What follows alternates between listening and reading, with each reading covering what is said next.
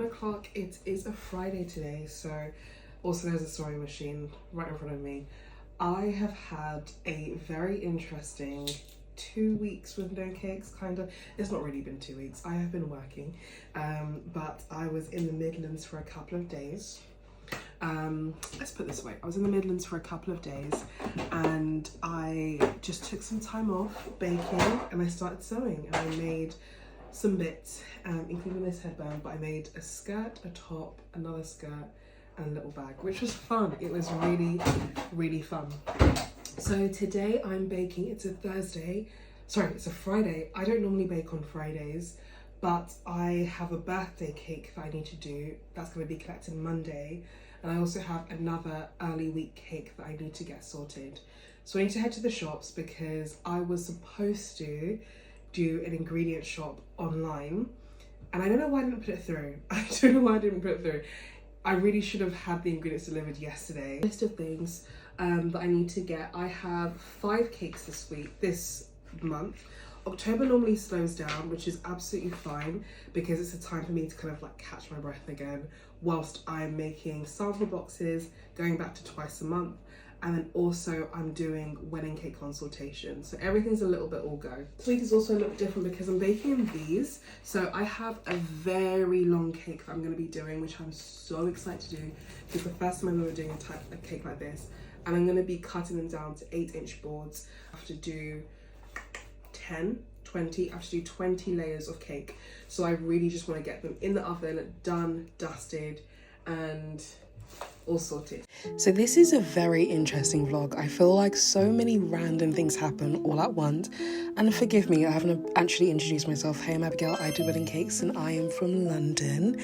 Now, I am just writing down my shopping list. This is like my top tip. Do not go to a supermarket without actually having a list of what you need. I headed over to Tess to get the list of things that I needed for the cake. Hello everyone. So I have just finished at Tesco's, as you can see from the background if you are a supermarket nerd like I am, but they didn't have medium eggs and that's what I need. I could have gotten the large eggs, but I just feel like all of my recipes have been adapted to medium eggs, so that's why I was like, oh okay, so I have to go to the next shop. So it was so busy in there, which is fine, but it's always weird because I'm like, wait, what are you guys doing? But then I realize people work from home and also people have very flexible lives, I feel like, post-pandemic. So what I'm going to do now is I'm going to, I love a sparkling water. This is infused with cucumber, mint and lime. So because I don't have water in my car, and thankfully I have these as backup. This is so satisfying. So after going to the supermarkets, I was able to come back and start my baking. Now I've lined in the tins. Now what I'm using is the aluminium foil tins because I'm just making like the slabs of cake. Whenever I'm doing wedding cakes, of course, I'm using my PME tins, which I will link down below. I've had them for absolutely over a decade at this point and they are so still incredible. I hand wash them. I don't have a dishwasher, so I think that's why they've lasted so much longer. Now I am weighing out each and every layer for the cake to make sure that it is even, because I was making one huge long cake. I wanted to make sure everything was super uniform and super even, and making sure that also I'm like spreading out the cake so there's going to be no domes. I always sift. I always have to sift. I feel like it's a non-negotiable to make sure I have like a light and fluffy cake. And whenever I actually crack eggs on social media, I do get comments of, wow, I've never seen anyone crack eggs like that. It's so much faster. When I worked at a bakery, it really does speed up the process of everything.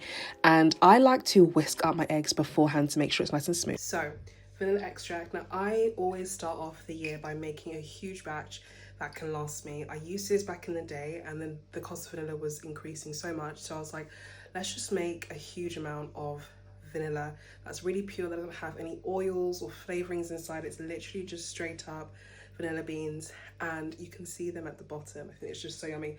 And then just vodka. Some people do use bourbon. I just always use vodka. I might switch it up next year to see, who knows.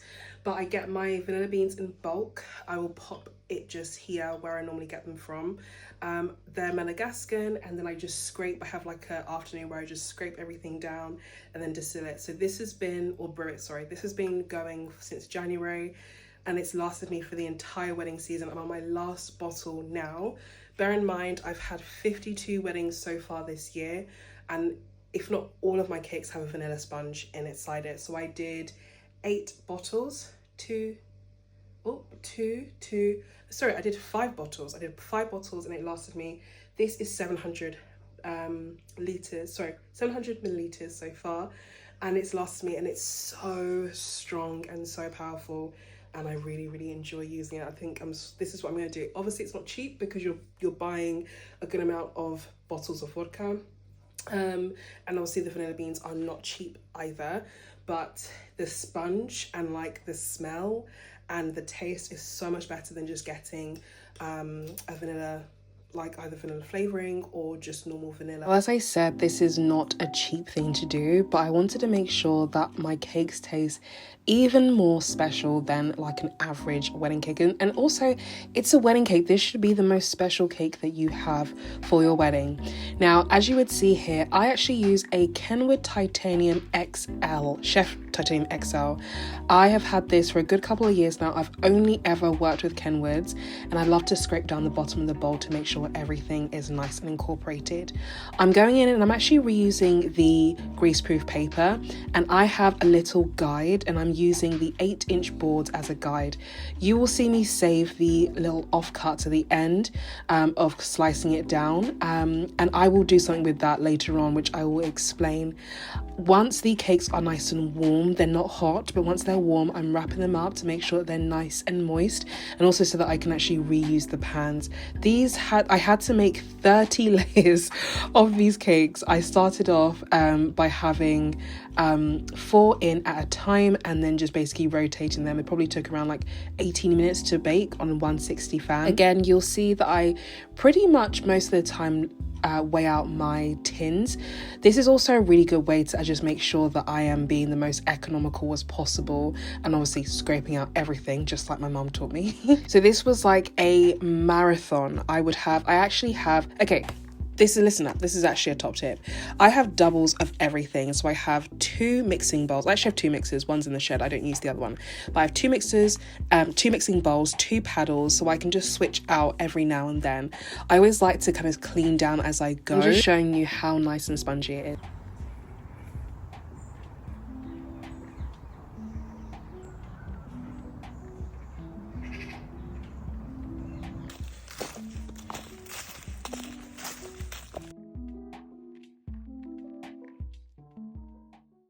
Hello everyone, good morning. Let me put you down here. It is Saturday today. Today is a baking day, which is so unlike Bloom and Crumb, but I had to. Let me move this out of the way so we can have a little natter. So I woke up this morning, went for a walk, and it was beautiful. So I need to go to the shops again. I have basically, yesterday, as you would have seen, I decided, let me bring you into some light. There we go. Yesterday I decided to triple, or add like another layer to everything yesterday. So the really long cake, it was going to be a bit too flat if I had, I think it's probably like, each sponge is probably like 1.75 inches. Sorry, there is a little ruler there.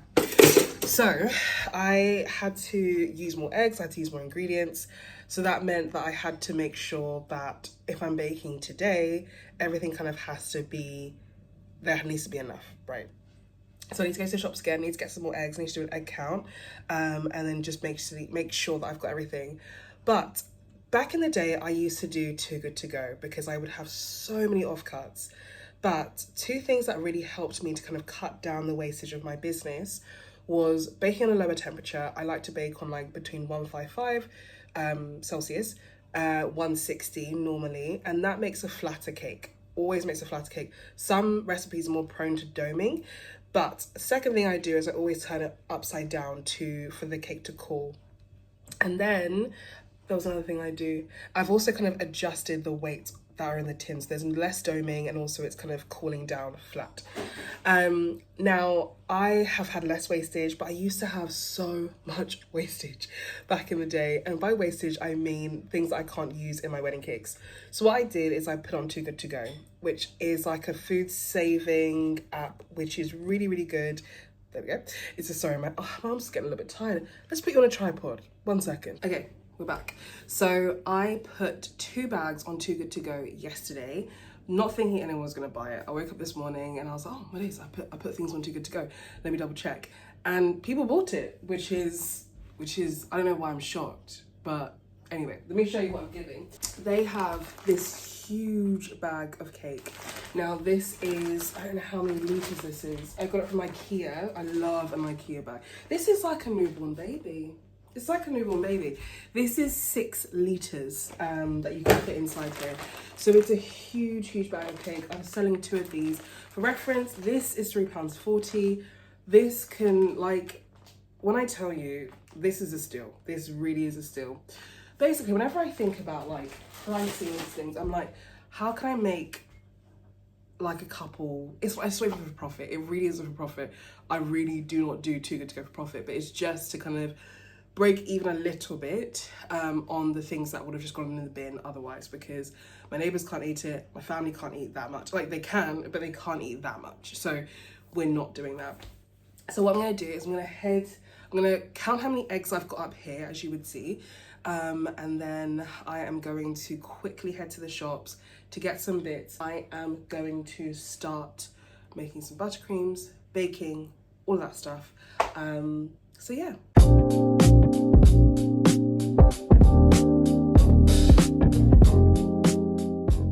So one thing I want to do is I want to show you just how I kind of count up for eggs.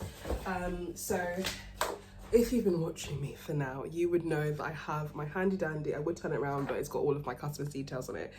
I have all of my customers, like all my, sorry, I never really say customers, I always say clients, but I always have my clients' details on here.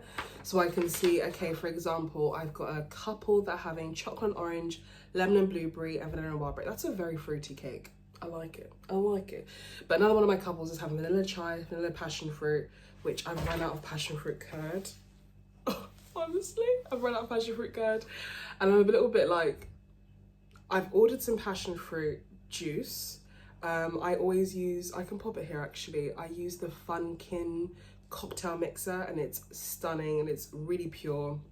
Really love that, and I make the curd out of that. But I've run out of it. So I'm hoping that it's gonna come latest by Monday. So yeah, hopefully. And then I have lemon elderflower. So basically what you'll be able to see is at the bottom of each client, I have the amount of eggs. I kind of base everything off the eggs because it's so much easier for me to kind of work that way. So let's go for the weddings. So for example, my couples, their wedding cake is gonna have 35 eggs in total. My next couple, it's gonna have 41 eggs in total. So I need 76, okay? I'm gonna divide that by 12. So I need 6 boxes of eggs. 6 boxes of eggs, yeah. I literally have just under 6 boxes of eggs, which is great. It's fine. Like, I overbought eggs yesterday for this exact reason, because sometimes I'm like, oh, let's do this, which is fine. It's not eating to my profits because remember, a buffer anyway, because I buffered the last really big cake. So just for things like this, So I'm gonna pop to the shops, I'm gonna get some eggs. I need to actually get some milk as well. And then what things I like to do when I come in and start baking is I always kind of put my eggs out. Obviously, I don't put my eggs in the fridge. In the UK, we don't keep our eggs in the fridge really, and that's okay, because I need to actually talk about this. I need to talk about like my food hygiene rating, all that stuff. That would be a really good video because I was trawling the internet when I was about to be inspected.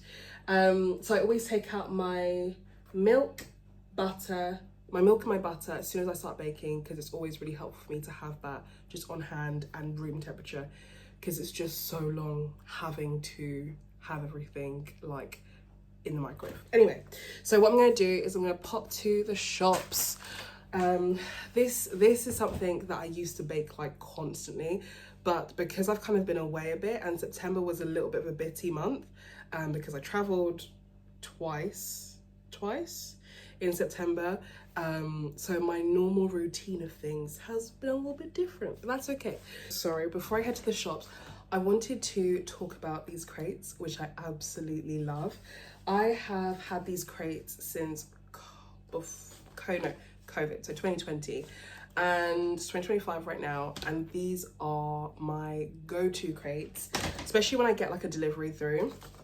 I normally line all the crates everywhere and then just pack everything in here, and I just absolutely love these. There are so many shops that do like dupes now, that even like I've got like a dark blue one that's from Dunelm, but these I think might be the actual original ones. They are from Japan. I think they're from Japan, but it's iCasa, this brand. I don't know if you can see iCasa. These are just so good. So I'm gonna head now to, this is me procrastinating. I said I'm gonna head now to the shops, but honestly, going to the shops, I need to hype myself up. I need to like get some music on.